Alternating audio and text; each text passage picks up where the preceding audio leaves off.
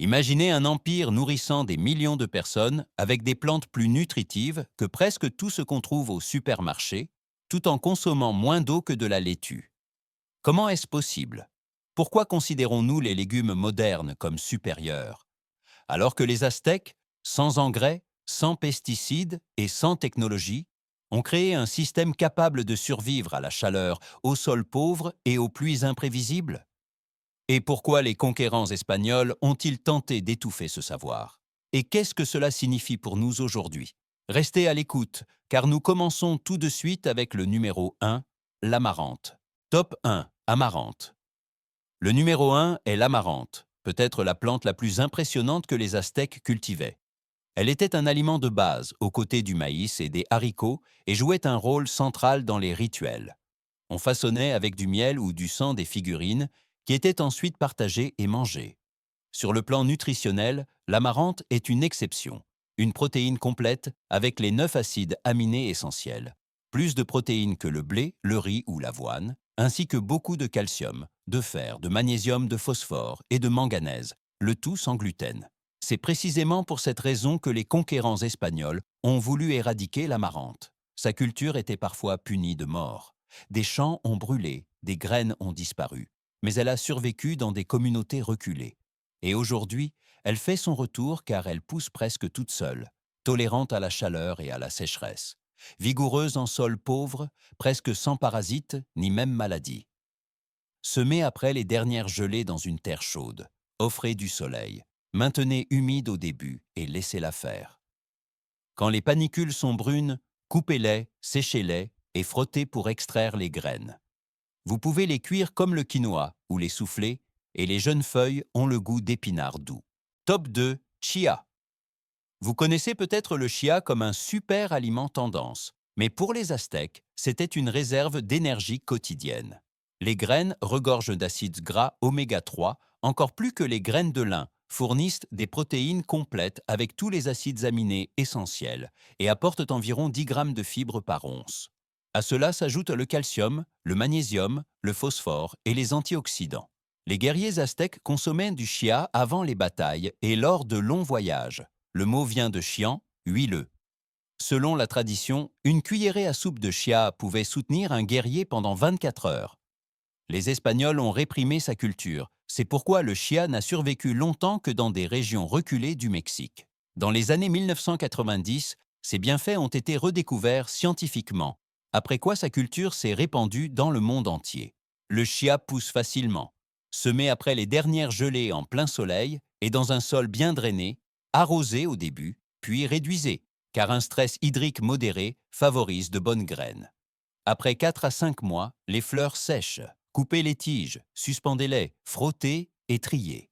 Dans les smoothies, les salades, les yaourts ou en pudding de chia, ils se transforment en gel, car ces fibres solubles fixent jusqu'à 12 fois leur poids en eau.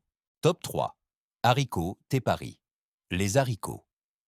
Tepari sont l'arme secrète silencieuse pour les chaleurs extrêmes et les sols secs. Ce petit haricot robuste est cultivé dans le sud-ouest de l'Amérique du Nord et dans la zone frontalière de la Mésoamérique depuis des siècles, car il sait faire quelque chose que beaucoup de variétés modernes ne parviennent pas à faire, pousser quand d'autres plantes ont abandonné depuis longtemps.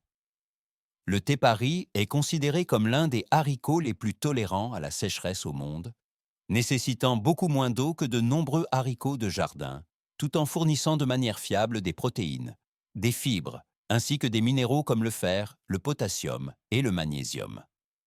Dans les régions où les étés sont chauds et les pluies imprévisibles, c'était un véritable avantage pour la survie.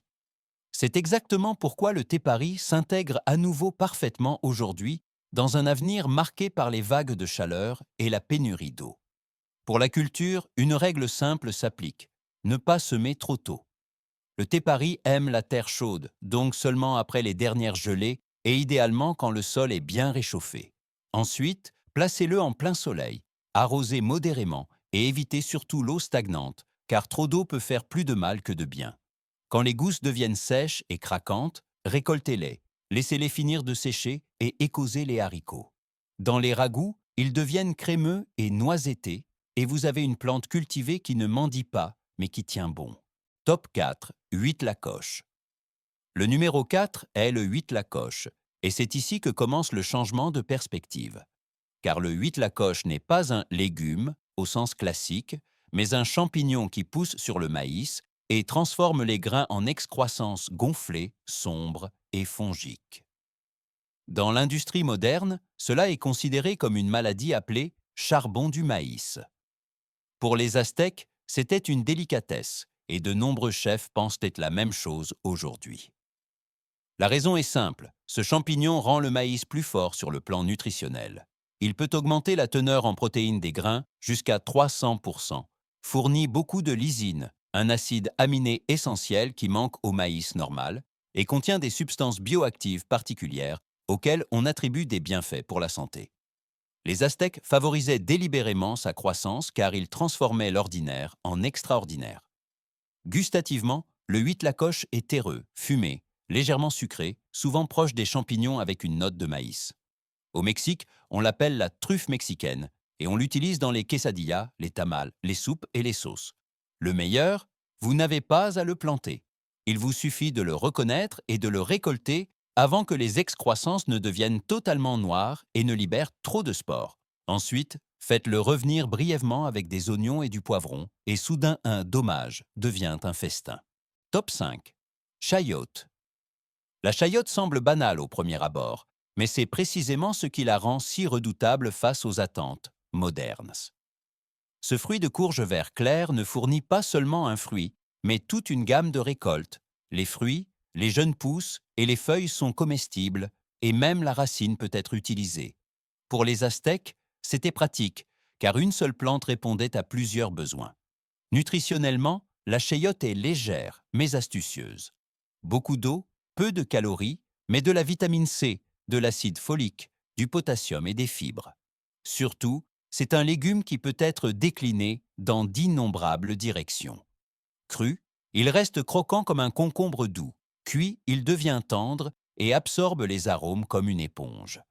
Dans les ragoûts, les poêlés, les soupes ou farcis au four, elle sait presque tout faire. Côté culture, la chayote est étonnamment simple, mais elle a besoin d'espace. C'est une plante grimpante qui adore un treillis. Vous plantez le fruit entier légèrement de biais dans une terre chaude. Donnez du soleil, une humidité régulière et de la patience. Quand les lianes démarrent, elles poussent vite, et quand l'été bat son plein, une plante peut vous fournir de nouveaux fruits régulièrement sur une longue période. La chayote n'est pas une plante de parade, mais une plante qui nourrit votre jardin discrètement et avec fiabilité. Top 6. Huaozonle. Le huaozonle est l'une de ces plantes qui prouvent à quel point les Aztèques étaient en avance sur leur temps. Botaniquement, il appartient comme l'amarante et le quinoa à la famille des Chenopodiaceae, et c'est précisément pour cela qu'il est si précieux. Il fournit des inflorescences et des feuilles comestibles, presque comme un légume, mais avec le profil nutritionnel d'une véritable plante énergétique.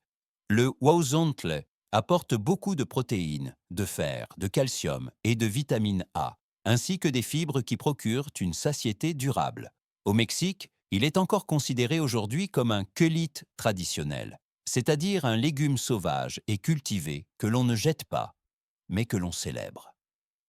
Au goût, il est doux, légèrement noisetté, et rappelle le brocoli ou les herbes tendres une fois cuits, mais en plus fin. Classiquement, il est mis en bouquet, cuit à la vapeur ou à l'eau, souvent servi avec une sauce ou utilisé comme farce. Pour la culture, le huauzontle est agréablement simple. Il supporte bien le soleil, tolère les sols pauvres et ne nécessite pas de soins excessifs.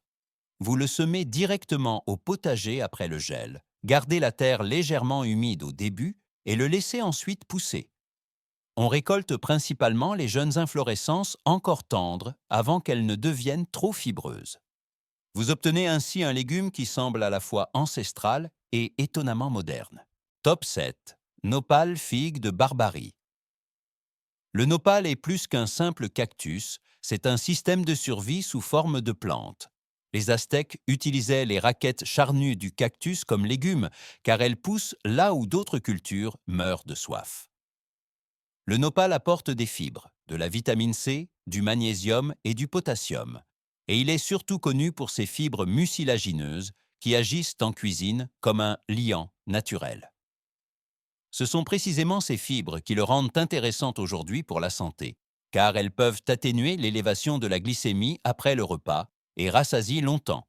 Gustativement, le nopal est doux, légèrement citronné et rappelle, bien préparé, les haricots verts avec une touche de fraîcheur. Le principal obstacle est le préjugé. On ne peut pas manger de cactus. Et pourtant, on le peut. Et comment?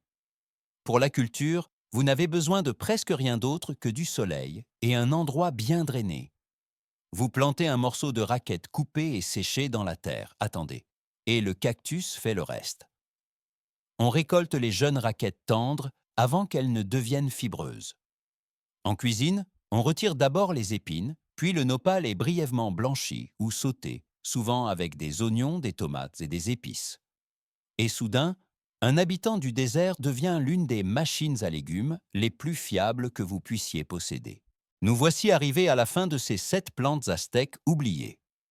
Si vous avez été surpris par l'étendue des connaissances et de la puissance qu'elles renferment, dites-moi dans les commentaires laquelle vous aimeriez essayer en priorité. Et si vous voulez voir plus d'histoires sur les trésors alimentaires perdus et des astuces de culture étonnantes, laissez un like, abonnez-vous à la chaîne et activez la cloche pour ne pas manquer la prochaine vidéo.